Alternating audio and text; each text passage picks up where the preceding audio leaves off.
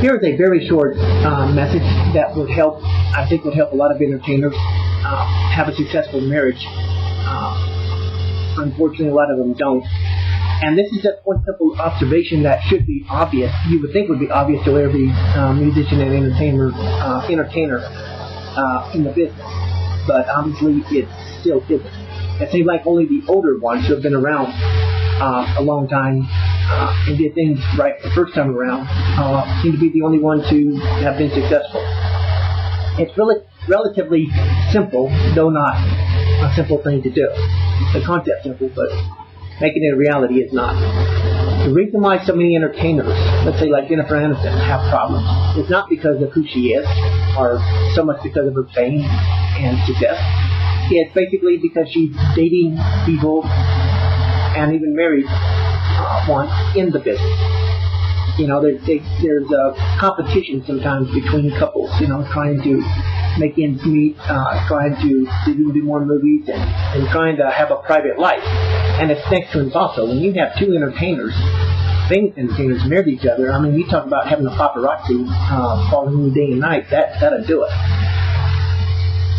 What these entertainers and musicians like Jennifer Anniston need to do, and it's very simple. They need to find people outside their business to date and marry. Someone that loves them for who they are, not for their fame and fortune or wealth. Even though I'm sure that would have something to do with it. But that's the kind of marriage they would have a better chance at being successful in. It's not that difficult, but it's really important that if these entertainers want to have a good marriage, a lasting marriage, that's the route to go. It doesn't mean it's going to always work, but they have a better chance at it. And somebody that can accept the reality of that they're going to be famous, that they're going to be gone a lot sometimes filming movies, and it may be a long time before they can have a really long relationship, you know, where they can travel for a year or so and things like that.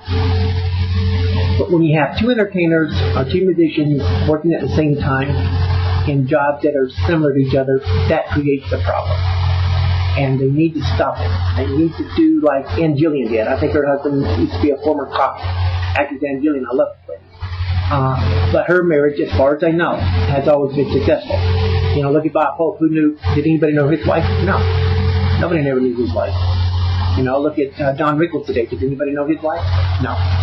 They're not in the business. They never were. And they like, you know, their property. Look at Jay Leno, his wife. You know, she's an activist, you know, for women's rights and so forth, but she's not famous. If she walked by me today, I wouldn't know who she was. But it seems to be a successful marriage. And that's what you hope for, you know, these people. But these entertainers are giving marriage a bad name because of all the troubles they go through and all these sleazy paparazzis and tabloids that spew out all kinds of lies and distortions of the truth about the relationship that just makes you sick. That's why I don't buy any of this garbage or watch any of that garbage. But I have to agree with the late Michael Lennon. Don't buy that garbage. You know, talking about tabloids. It's garbage. And he's absolutely correct. So that's simply just a suggestion. You know, some entertainers musicians you wish the marriage would last forever. But it's not. It's disappointing.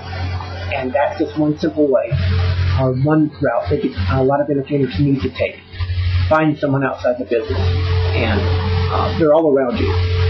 You know, Jennifer Anniston, there's all kinds of people outside the business that she probably even knows.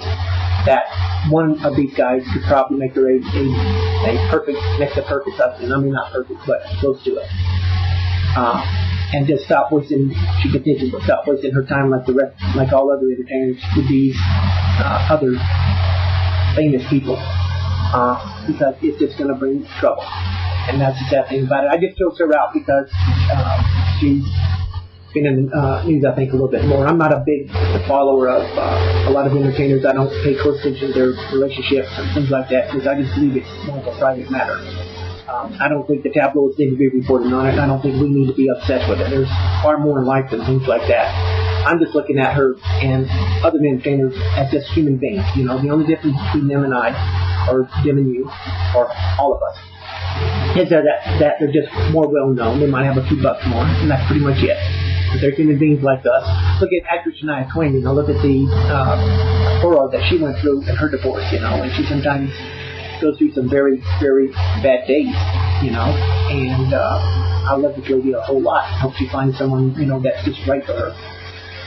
Eventually, and although if I'm correct, her marriage would have been somebody that was not in her business, and it still failed. So there's no perfection, but you still have a better chance, and it takes some of the pressure off of these entertainers competing when it comes to their work, or having both of them gone so long because they're in the same business, filming movies or at concerts or singing concerts if they're a musician, and it takes the pressure off of you with the number of paparazzi that follow you around, that just love to play it up with two entertainers and just report everything they do. It's just sickening.